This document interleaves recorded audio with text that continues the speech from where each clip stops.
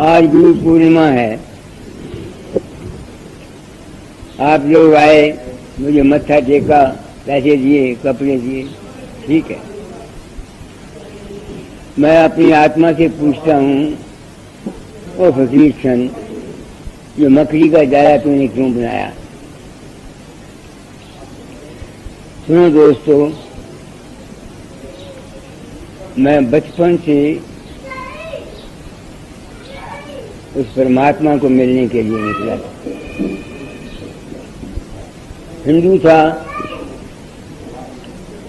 अपने सनातन के असूल के मुताबिक ईश्वर को, परमेश्वर को, ब्रह्म को, देवी देवताओं को मानता था। 24 घंटे रोने के बाद क्योंकि ख्याल मिला हुआ था कि वो अवतार लेता है, रामायण में लिखा हुआ था नाना भांति राम अवतारा, तो ये जज्बा पैदा हुआ कि उस राम को अवतार में जिस इंसानी रूप में देखूं। जैसा मैं पहले कहते रहता हूं, मैं उस एक दृष्टा दाता के चरणों में ले गया। उन्होंने ये संत मत मुझको दिया। इस संत मत की वाणियों ने जब पढ़ी तो मेरे दिल को चोट लगी। वो वाणियां क्या हैं? पुरुष निकालो, पुरुष जाया पाया। उन्होंने तमाम मजहबों का खंडन किया। मुसलमान नहीं पहुंचे, ईसा मसीह नहीं पहुंचा, जैन नहीं पहुंचे, बुद्ध नहीं पहुंचे, सनातन नहीं पहुंचा, रामकृष्ण भी। उन्होंने कहा ये सब काल के अवतार हैं।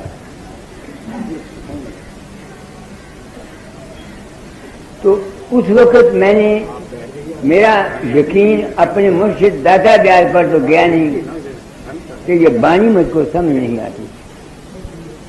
उस वक्त मैंने प्रण किया था कि इस रास्ते में सच्चा होकर चलूंगा, जो कुछ मुझको मिलेगा वो मैं संसार को बता जाऊंगा।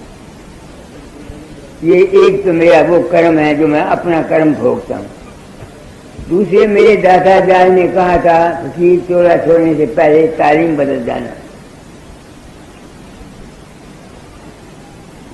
मिला नहीं।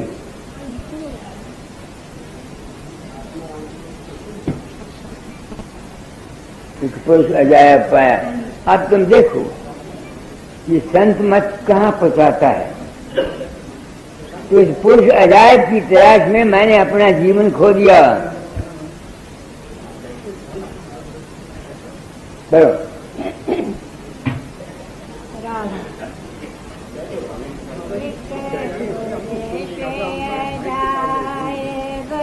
नाले बुंदे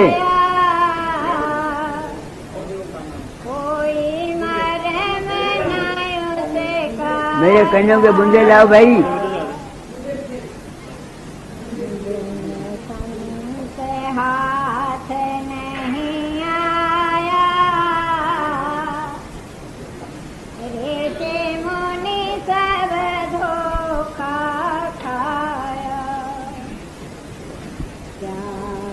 उसको बोलो बूंदे लाए, कानों के बूंदे लाओ।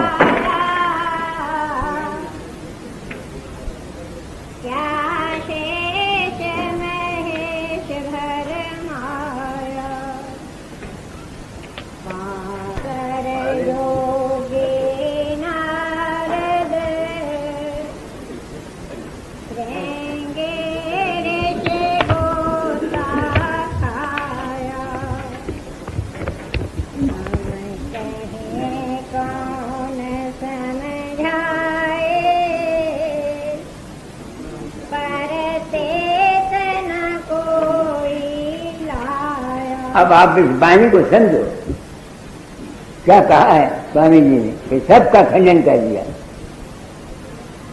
और फिर इस दुनिया को बनाने वाले को इन संतों ने जालिम कहा है। संत जो हैं इनके ये इस दुनिया को पैदा करने वाले को जालिम और निर्दयी कहते हैं। अब मेरे जैसा आदमी जो उस दुनिया के पैदा करने वाले को पूछता था, मत्था टेकता था, उसके लिए ये बानी सुननी कि जिसने दुनिया पैदा किया वो जालिम है, कितना मुश्किल था। तो बानी से तो मेरा इत्कार गया नहीं, क्योंकि मेरा विश्वास था दादा जाए पर, उन्होंने ये बानी मुझको दी थी। आज मैं कहता हूं कि इस दुनिया का पैदा करने वाला वाकई जालिम है। इस दुनिया का पैदा करने वाला वाकई जालिम है। तुम अपनी बात सोचो, मेरी लड़की है, नीम उन्मत, 65 साल की हो गई। अब मैं सोचता हूं उसका जिम्मेवार कौन है? क्या मैं नहीं? मेरी ही कमजोरी या मेरे ही ख्यालात या मेरे ही विचारों का नतीजा मेरी लड़की पर गया ना गया, तो क्या मैं जालिम नहीं हूं?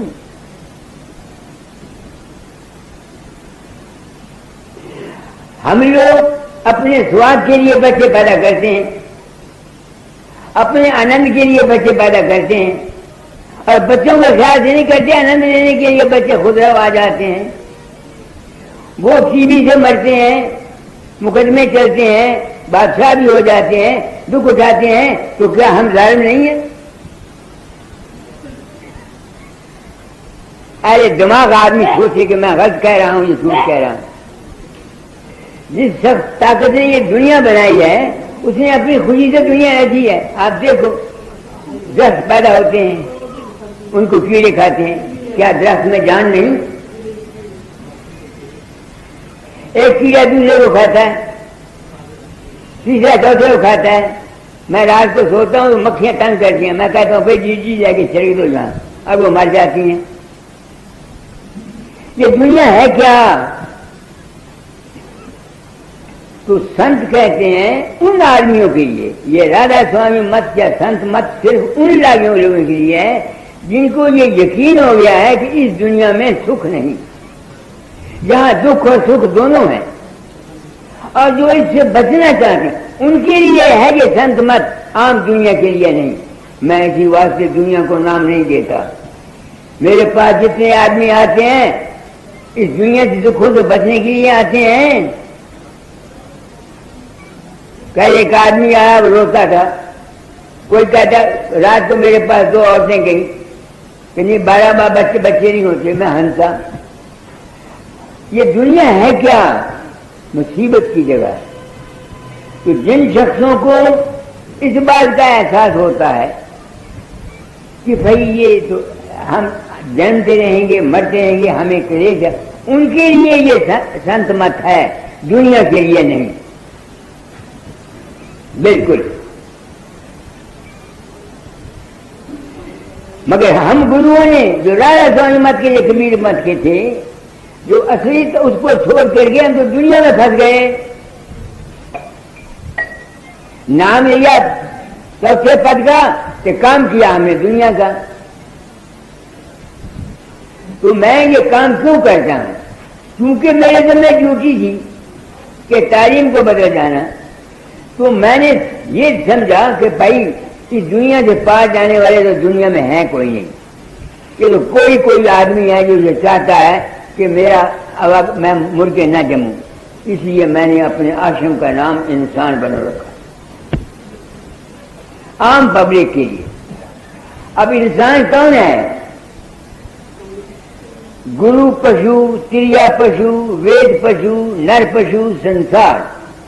मानुष चाहे जानिए जामे विवेक विचार। जिसमें सच्ची समझ और विवेक है, उसके साथ अपना जीवन गुजारता है, वो इंसान है।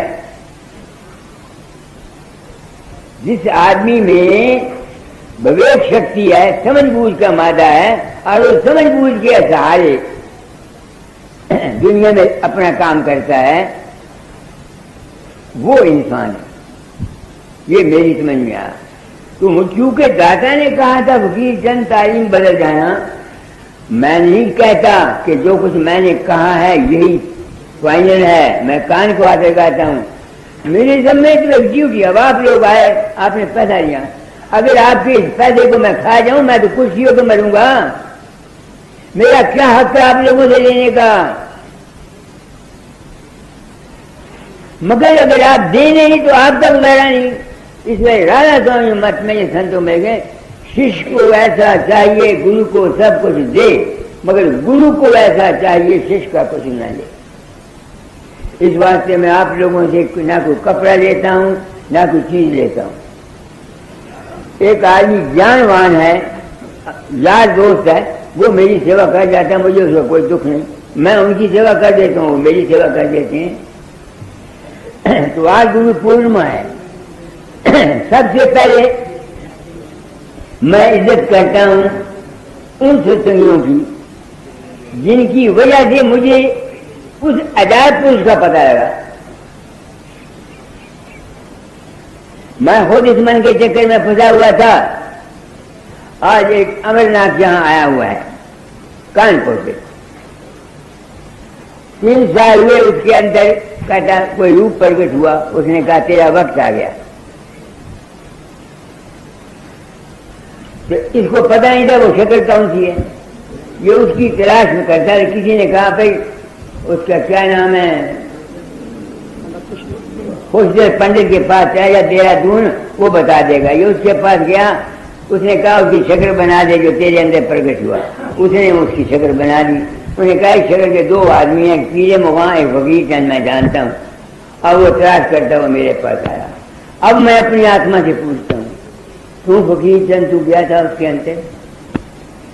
नहीं, तुझको पता था वो। इस वास्ते इस आदमी को मैंने अच्छे कपड़े दिए और 450 रुपया इसके चरणों में भेंट किया। आज क्यों किया? आप इन लोगों की वजह से मुझे ये यकीन हो गया कि जो कुछ संत मत ने कहा है वो ठीक कहा है। कोई गुरु, कोई राम, कोई कृष्ण, कोई देवी बाहर से इंसान के अंदर नहीं आता।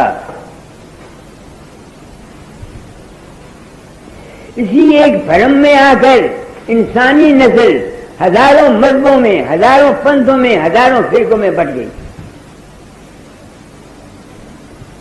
कई जगह सोचता हूं कि ये बात क्या है, मैं इस बात को समझता हूं। बात यह है, हम और तुम जो कुछ भी है, जो कुछ हम सोचते हैं, बोलते हैं, ज्ञान करते हैं, ये सब इस ब्रह्मांड में रहता है। जो कुछ हम बोलते हैं, सोचते हैं, ये सब ब्रह्मांड में रहता है। हर एक इंसान के जिस्म के अंदर एक रेडिएशन जैसा वो होता है, वो बाहर फैलती रहती है। इसका सबूत साइंसदान तो समझते हैं, आम आदमी नहीं समझते। पुलिस के कुत्ते होते हैं कि नहीं होते? जहां डाका पड़ता है, चोर पड़ता है, पुलिस वाले कोई चीज उसकी कुत्ते को संभा देते हैं। तो कुत्ता उस जहां जहां से गया हुआ होता है, वो डाकू या चोर, वहां उसके वो बोझ उस कपड़े में है, वो वहां फैलती जाती है।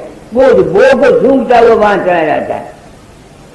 तो इससे साबित हुआ कि तुम और हम जो कुछ भी हैं, जो कुछ हमारे अंदर से निकलता है, वो इस ब्रह्मांड में रहता है। तो अच्छे ख्यालात भी ऋषियों के या महापुरुषों के रहते हैं, और बुरे ख्यालात भी महापुरुषों के आसमान में रहते हैं। जब किसी को किसी चीज की जबरदस्त जरूरत होती है, वो क्या मांगता है, तो जब वो प्रार्थना करता है अपने अंदर, तो उसके अंदर वैक्यूम हो जाता है, उसका मन खाली हो जाता है। आप किसी चीज को जबरदस्त क्या मांगो कि मुझे वो चीज मिल जाए, सच्चे दिल से प्रार्थना करो, तो आपका मन खाली हो जाएगा ना, हो जाएगा। तो कुदरत में खाली कोई चीज नहीं रहती। प्रार्थना क्या करने वाले की होती है, उस किस्म की वासना के जो अफराद संसार में होते हैं, वो शक्ल बना के उसके अंदर आते हैं। ये नहीं कि फकीर चंद जाता है, जो कोई जाता है। तुम्हारे हमारे सबके ख्यालात जाते हैं। इस वास्ते मैंने तालीम, ऐ इंसान, तू अगर अपने दिल के अंदर गंदे ख्यालात रखेगा, दुश्मनी रखेगा, विचार रखेगा, किसी का कुछ नुकसान न कर, तेरे खैरात ब्राह्मण ये वो ये। क्या कहा मैंने? मेरी बात को समझने की कोशिश करो अगर दिमाग रखते हो तो। अच्छे खैरात भी बुरे खैरात भी संसार में रहते हैं। एटमॉस्फियर, ये साइंस है, एटमॉस्फियर में रहते हैं। तो जहां जो आदमी जिस किस्म की ख्वाहिश करता है, वो जिस किस्म के खैरात उस ब्रह्मांड में होते हैं, वो शक्ल बनाकर उसके सामने या किसी चीज के लिए उसको उसकी कमी को पूरा कर देते हैं। तो जो आदमी, मुझे हुक्म था तालीम बदल जाना, क्या बदलूं? ऐ इंसान, अगर तू अकेला तो किसी का मुक्का न मार, किसी को तंग न कर, मगर अगर तेरे दिल में ये ख्यालात हैं, गंदे हैं कि फलाना बुरा है, फलाना ये है, फलाना ये है, फलाना ये है, फलाना ये है, वो ख्यालात तुम्हारे ब्रह्मांड में रहेंगे और दूसरे आदमी जो जो संस्कार में आएंगे उन पर असर करेंगे। क्या कहा मैंने? आप लोग सत्संग में आए हैं, मैं आप लोगों को सत्संग देना चाहता हूं। देखो, मैं सत्संग कराता हूं, मेरी रेडिएशन आपको जाती है। आप जो मेरे पास आते हैं, मेरे पांव को मत्था टेकते हैं, आपकी रेडिएशन मुझे खाती है।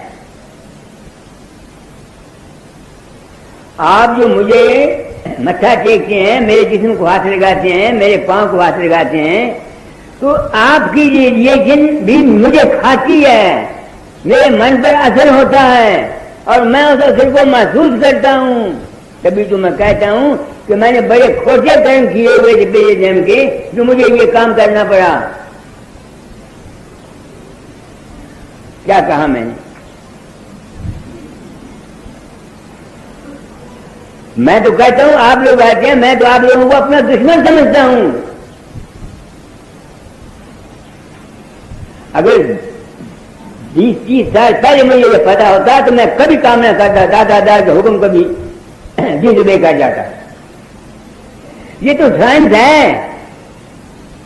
मुझे कालरा हुआ है, बीमारी हुई है, प्लेग हुई है, वो भी मेरे संपर्क में आएगा, उसको लगेगी कि नहीं लगेगी, मुझे बताओ। वो तो जिस्मानी है, ये मन के ख्यालात हैं और ये आत्मा ख्यालात हैं। इसलिए अब उससे बचने का मैं क्या इलाज करता हूं कि मैं आपसे किसी से प्यार नहीं करता, अपनी जाती गरज आपसे नहीं रखता। ये ख्याल नहीं आता कि फलाना आए तो मेरे मंदिर में 10 रुपए दे जाए या मुझे मेरी सेवा कर जाए, ये नहीं करता।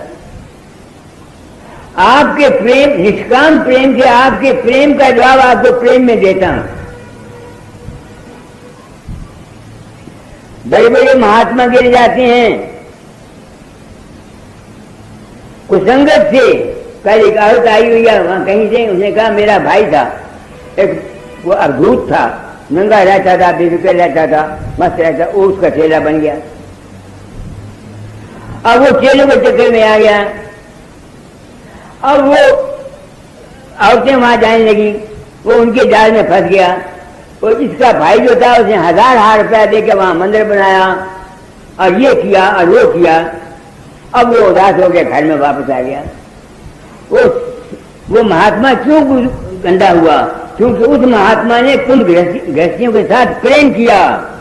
इस वास्ते मैं बिल्कुल फ्रैंक से चाहता हूं, कभी कभी मैं पुरुषोत्तम दास से भी प्रेम किया करता था, जब से मुझे ज्ञान हुआ अब किसी से प्रेम नहीं करता, किसी से प्रेम नहीं करता। अगर मैं तुम्हारा ख्याल करूं, तुमसे प्रेम करूं, तो तुम मुझको बताओ मैं कहां जाऊंगा? मुद्दत होगी आप लोगों को सत्संग करते करते। गुरु से भी प्रेम करते हो, गुरु से प्रेम करते हो और फिर दूसरों से भी प्रेम करते हो। तो दूसरों के प्रेम है वो असर तुम्हारे में नहीं जाएंगे। यही वजह है कि हम लोगों को कोई तरक्की नहीं होती। इस वास्ते ये नाम दान है किसके लिए? हम गुरुओं ने तुमको नामदान तुम्हारे कल्याण के लिए नहीं दिया, बल्कि मैं हौसले से कहूंगा कि आज कल के हम गुरुओं ने दुनिया को नाम दिया, उनको जहर दिया। क्यों? इंसान उसको मिलना चाहिए नाम विषयों से जो होए उदासा, परमारथ की जामन आशा, धन संतान प्रीत नहीं जाके, खोजत पे साथ गुर जाके। और फिर हुक्म है जल धन और जमीन को मौत के हवाले छोड़ के आओ। आप मेरी बात को समझे। मैं आप लोगों की संगत से बातों में गिर जाता हूं, मैं प्यार करता हूं ये मैं नहीं कहता, मगर मैं अपनी जाति गर्ज नहीं रखता।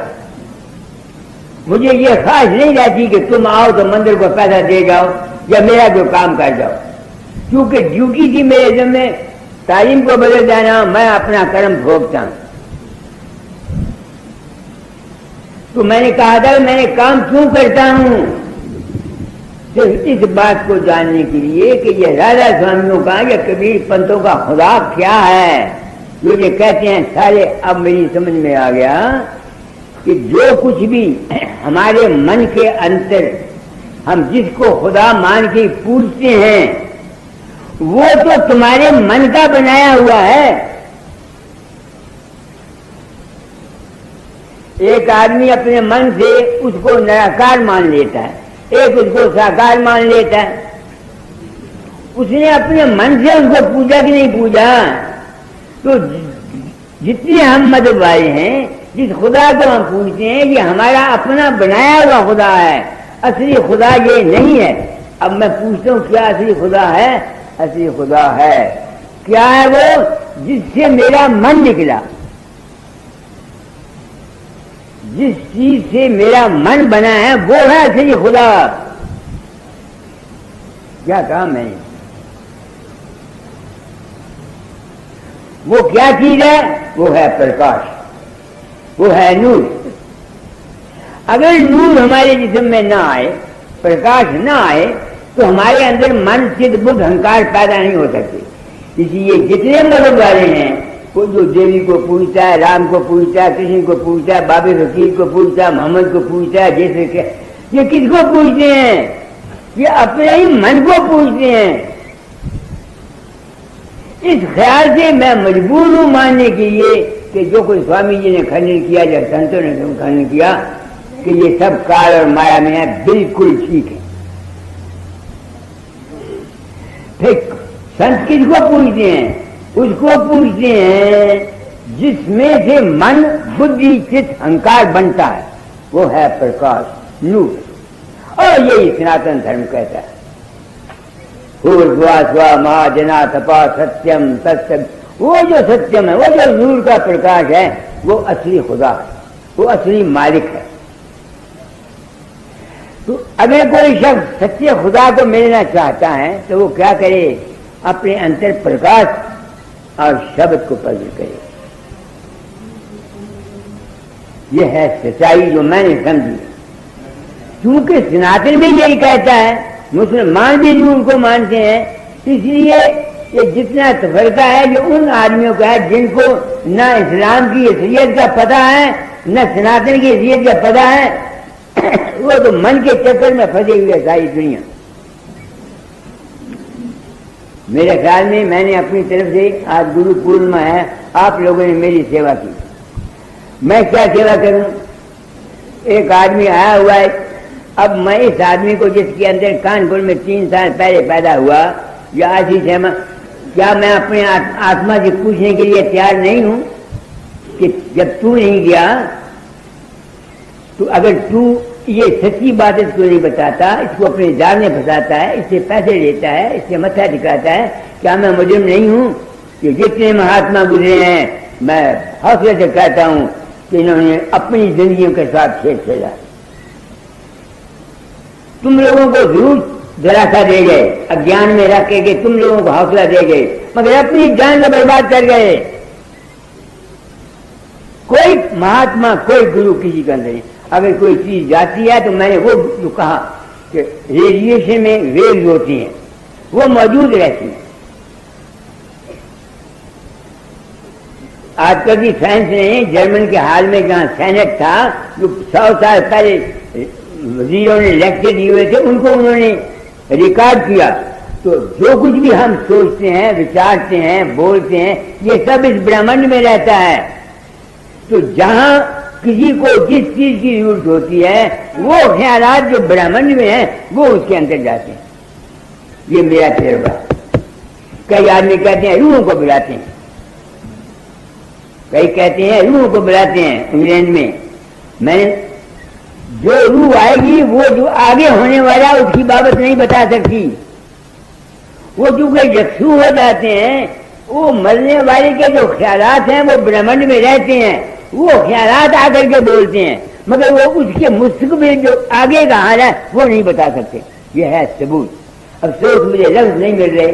मैं जो कुछ आपको कहना चाहता हूँ उसके लिए मैं कोशिश कर रहा हूँ कि मुझे अच्छे लफ्ज मिले। आप समझिए मेरी बात को। नहीं, मरा हुआ कोई नहीं रहता यहाँ, न राम, न दाता दयाल, न बाबा गुरु नानक। उनके ख्यालात मौजूद हैं, उनके विचार मौजूद हैं, उनके भाव मौजूद हैं। आप समझिए मेरी बात को। तो जब इंसान कोई अपने अंदर कोशिश करता है तो वो जो ब्रह्मांड के अंदर, वो उसके अंदर आ जाते हैं। गंदे आदमी होता है, उसके अंदर जो गंदे ख्यालात फैलते हैं वो आ जाते हैं। जिस तरह रेडियो पर देखो ना, जहां हर जगह रेडियो वेव चल रही है, हमको नजर नहीं आती, मगर अभी रेडियो लगा दो, जंदर सुन लो, दिल्ली सुन लो, है कि? मगर हमको नहीं। ऐसे ही हमारे ख्यालात, हमारे विचार इस ब्रह्मांड के अंदर मौजूद रहते हैं। इंसान जो बुरा सोचता है वो कहता है, मैं किसी के, अरे मेरी समझ में आया, इंसान तू जो हर वक्त गंदा ख्याल, बुरा ख्याल, तू दुनिया के लिए जहर फैला रहा है। तेरे ख्यालात एटमॉस्फेयर में रहेंगे और दूसरे लोग हमला करेंगे। क्या कहा मैंने? अफसोस मुझे लेक्चर देना नहीं आता, मगर मैं अपने भाव को इसलिए वेद मार्ग शिव संकल्प मस्तु, हम कर्म से जो बुराई सोचते रहते हैं। आप सोचिए इसका कोई फायदा नहीं। वो जो तुम्हारे सोच है, विचार है, तुम्हारे वेद हैं, वो तुम्हारे अंदर से निकलते हैं, उस एटमॉस्फेयर में रहते हैं, उनका असर दूसरों पर पड़ता है। ये तो अब साइंस ने साबित किया ना। हमारे ऋषि क्या करते थे, औरतें किसी से होती थी, वो सिवाय अपने पति के बिस्तर से दूसरे किसी के बिस्तर पर नहीं होती थी। औरतों को मालूम होगा क्यों? कि जो जिस अवस्था में रहता है उसके असरात उसके कपड़े में जाते हैं। जो जैसा है उसके असरात उसके कपड़े में जाते हैं। तो जो आदमी उस कपड़े को इस्तेमाल करेगा उसके जज्बात उसके अंदर जाएंगे। सोचो मेरी बात। हमारे यहाँ पगवड पड़ा बांधे, धर्म बांधे, एक पगड़ी अपनी उन्हें देना और पगड़ी उन्हें देना, ताकि उसके ख्यालात उसमें चले जाएं, उसके ख्यालात उसमें चले जाएं। यह है साइंस। तो आप लोग सत्संग में आए हैं, मेरे बुढ़ापे की उम्र पर रहम करो, बात को समझो और अपना जन्म बनाओ। अरे पैसे देने से, आरतियां करने से या ये करने से अगर तुम ये चाहो कि तुम्हारा कल्याण हो जाए, यह नहीं होगा, यह नहीं होगा, यह नहीं होगा। ये दुनिया का व्यवहार है, लेना देना पड़ता है। ना कोई देता है ना कोई लेता है। पिछले जन्म के जिसने किसी से लेना है उसने लेना है, जिसने देना है उसने देना है। तो मैं काम क्यों करता हूँ? मैं सोचता हूँ, अरे ये जन तूने क्या मकड़ी का, मैंने मकड़ी का डाला नहीं बनाया ना। मैं आया ही इसी वासी हूँ इस संसार में, फकीर के चोले में, कि संत मत या हकीकत या असलियत को बिल्कुल खोल करके बता जाऊं, ताकि इंसानी नस्ल जो बचना चाहती है वो इस असूल को समझकर बचे। नहीं बचना चाहते तो मैं क्या करूं, कोई क्या करे।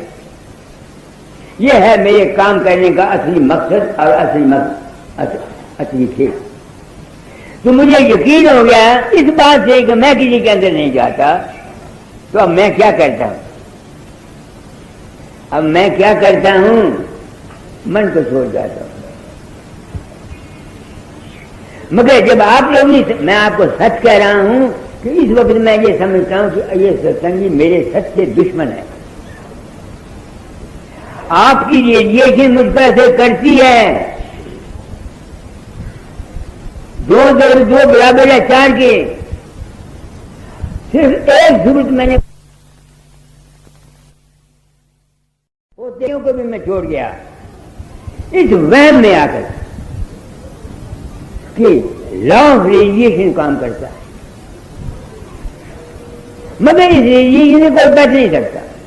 और इस वास्ते संत कहते हैं भाई ऐ इंसान, ये दुनिया जिसमें तू रहता है ये ऐसी ही है, इससे अगर बचना चाहता है तो तू मन से ऊपर चला जा। बस लाख इंसान कोशिश करे इस रेडिएशन के सूर से तुम बच के जाओगे कहां?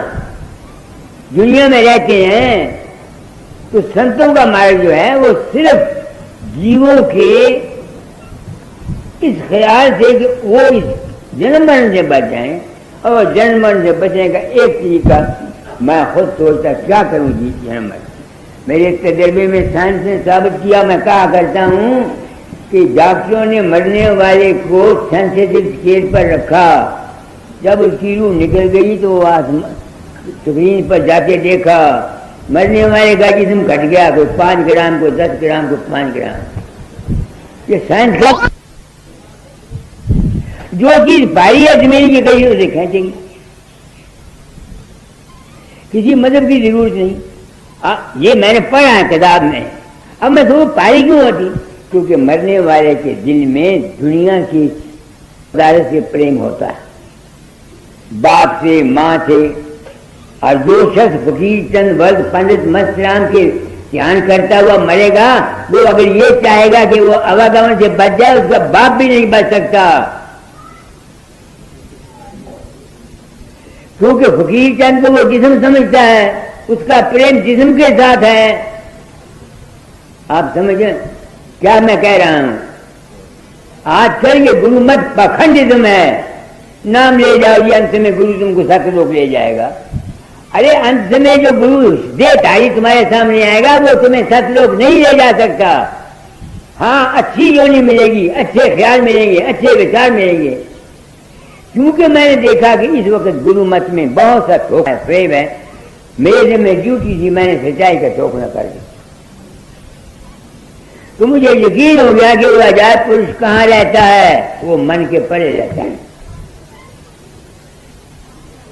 वो मन के परे रहता है। क्योंकि ये बात मुझको, तजुर्बा मुझको आप सत्संगियों से हुआ, इस वास्ते आज पूर्णिमा के दिन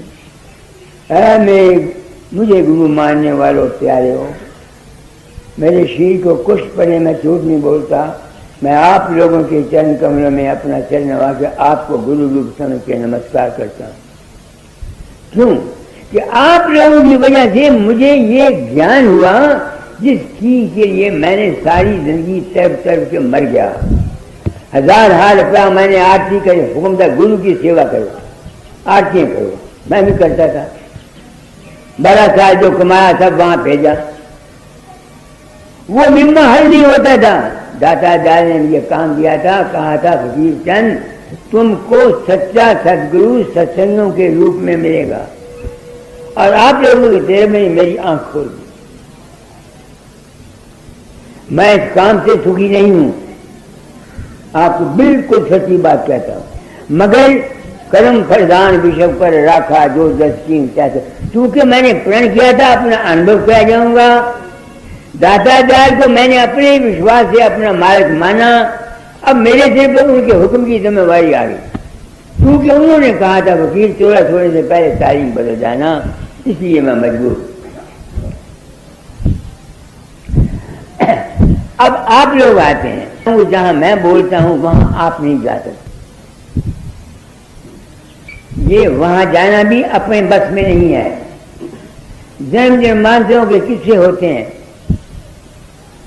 कोई पाग वाला होगा, बाबा सावंत सिंह कहा करते थे बड़े पाग हो तो सत्संग मिलता है, बड़े पाग हो तो सत्संग की बात समझ में आती है। बड़ा भाग हो तो अमल करता है। आप गृहस्थियों की ये मैंने इंसान बनने की आवाज उठाई। जो काम करो विवेक से करो। गुरु पशु, क्रिया पशु, वेद पशु, नर पशु, संसार मानुष का है जानिए जामे विवेक विचार। सोच समझ के साथ हो। क्या कहना चाहता हूं? संतान को संतान के ख्याल से पैदा करो। आजकल हम लोग खुद राव संतान पैदा करते हैं और फिर ये आप ये उम्मीद करें कि वो आपके बच्चे जो खुद राव हुए हैं रहेंगे, आपकी सेवा करेंगे, आपकी खिदमत करेंगे, कैसे हो सकता है? बस एक आदमी मेरे पास रोता हुआ आया, लड़के को बड़ा पाला पढ़ाया, शादी कर दी, अब वो घर में लड़ाई करता था, अब ऐसा हो गया।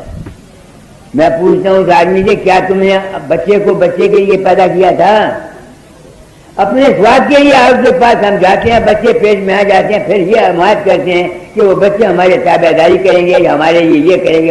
ये फजूल बात। एक विवेक तो मैं ये देना चाहता हूँ।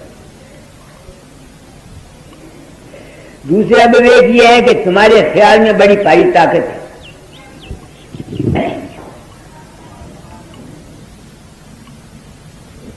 उसका सबूत मैं तुमको देता हूं। मैं गीता नहीं तुमको पढ़ाता, रामायण नहीं पढ़ाता, अंजीर नहीं पढ़ाता, असूल की बात बताता हूं।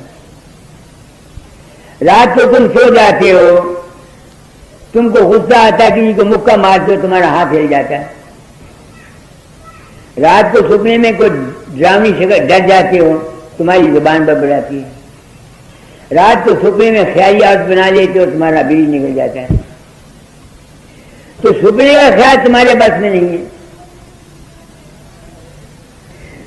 जब सपने का जो ख्याल बस में वो तुम्हारे जिस्म पर असर करता है, तो जागते हुए हम किसी से नफरत है, किसी से द्वेष है, किसी से झगड़ा है, किसी के बरखलाफ हम प्लान करते रहते हैं, किसी के बरखलाफ कुछ, किसी के साथ पे, उसका असर तुम्हारे जिस्म पर क्यों ना होगा?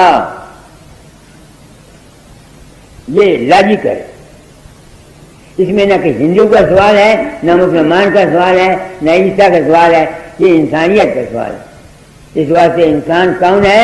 जो विवेक से, गुरु पशु, क्रिया पशु, वेद पशु, नर पशु, संसार मानुषता है जानिए जामे विवेक विचार।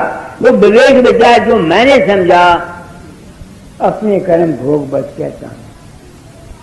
ऐ दाता, पता नहीं मेरा दिमाग खराब हो गया हो, आपने कहा था तालीम बदल जाना, जो कुछ मेरी समझ में आया मैं बकता रहता हूँ। अच्छा है तो, जो बुरा है तो मुझे पता नहीं, मुझे पता नहीं। मैंने आपको सबूत दे दिया, लॉजिकली बिल्कुल असूल के मुताबिक। तो एक विवेक तो ये है, जब तुम्हारे ख्याल में ताकत है तो घरों में रहते हो, एक दूसरे को बुरा मत चाहो। यहाँ आजकल क्या है, लड़का बाप के बरखलाफ है और खावन के बरखलाफ है, भाई भाई के बरखलाफ है। मुल्क में क्या हो रहा है? एक पार्टी दूसरे के बरखलाफ। तुम ये उम्मीद करते हो कि ऐसी हालत में तुम्हारा मुल्क सुखी रहेगा, आप भूल जाओ।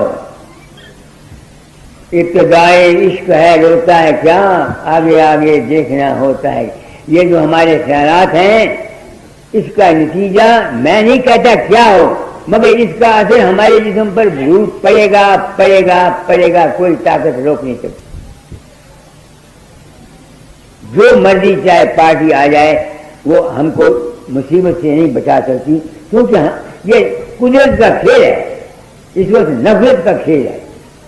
पॉलिटिकल पार्टियां क्या कुछ नफरत नहीं करती, हम घरों में क्या कुछ नहीं करते, रोज झगड़े होते हैं और कोल्ड वार रखते हैं। ये उम्मीद करो कि तुम सुखी रहोगे, ये गलत। मेरे जो मैं ड्यूटी थी मैंने कह दी एक बात। दूसरी बात मैं ये कहना चाहता हूं,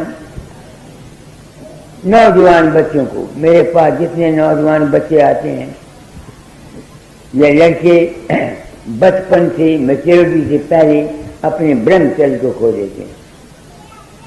कोई हाथ रसी करता है, लड़कियां चप्पी खेलती हैं, गंदे ख्यालात रखते हैं, तो इनके अंदर जिस्म उसके अंदर दिमाग की खराबी होना, बीमारी होनी, ये होना वो होना, ये अमरे लाजमी है। इसलिए मैंने तालीम को बदला। अच्छी औलाद पैदा करो, घर में शांति रखो, अपने मानसिक और शरीर ब्रह्मचर्य को काम रखो, कम से कम जब तक तुम मेच्योरिटी को हासिल नहीं करते, अच्छी औलाद पैदा करो। एक बात। तीसरी बात यह है कि इंसान का मन कमजोर है, इसको इसकी कुव्वत इरादी को बढ़ाने के लिए सिमरन ध्यान किया करो। मैं नहीं कहता तुम राधा स्वामी मत के हिसाब से सिमरन करो, मैं नहीं कहता तुम सिख मत के हिसाब से, तुम मन को इकट्ठा करने की कोशिश किया करो। यहाँ जहाँ मैंने हाथ लगाया, राम राम के जाप से करो, अल्लाह के जाप से करो, वाहगुरु के जाप से करो, 1 2 3 4 5 6 10 से जाप से करो। मतलब तो तुम्हारे मन की एकाग्रता की जरूरत है। जिसका मन एकाग्र होता है उसकी विल पावर अच्छी हो जाती है, उसके काम हो जाते हैं। एक बात मैं ये कहना चाहता हूँ, क्योंकि मेरे दिन में जो किसी तालीम बदल जाना, मैं किसी मजहब का पैरोकार नहीं, न मैं हिंदू हूँ, न मैं मुसलमान हूँ, न मैं राधा स्वामिया हूँ, न मैं सिख हूँ, न मैं ईसाई हूँ। मैं मनुष्य का आपकी तरह एक आदमी हूँ, जैसे आप हैं वैसे मैं। बंदिशें टूट गई, दाता ने बड़ी रहम किया, सब खत्म हो गई। तो इंसानियत के असूल मैंने आपको बता दिए। क्योंकि मन वहां चंचल है, ठहरता नहीं, इसको काबू करना आसान नहीं। इसलिए इसका इलाज यह है कि सत्संग अच्छा रहे, एक दूसरे सिमरन किया करो। जहाँ मैं नहीं कहता तुम 5 नाम का सिमरन करो, राधा स्वामी नाम से। मुझसे अगर कोई पूछे मैं तो राधा स्वामी नाम बताऊंगा, क्योंकि मैं तो गुरु की परदारी, मगर मैंने तो चेले किसी को नहीं बनाए। आपकी मैं जरूर आध घंटा 20 मिनट 25 मिनट ध्यान किया करो यहाँ, हर रोज सुबह शाम, आपकी जिंदगी बदल जाएगी। चीजें हमारे हक को हलाल की कमाई होनी चाहिए। हम हेरा फेरी करते हैं, 420 करते हैं, करते हैं, वो करते हैं, वो करते हैं, तो जैसी हमारी कमाई है वैसा हम पर असर पड़ता है। तो ये 5-4 बातें हैं जो मैंने आपको बात कह दी।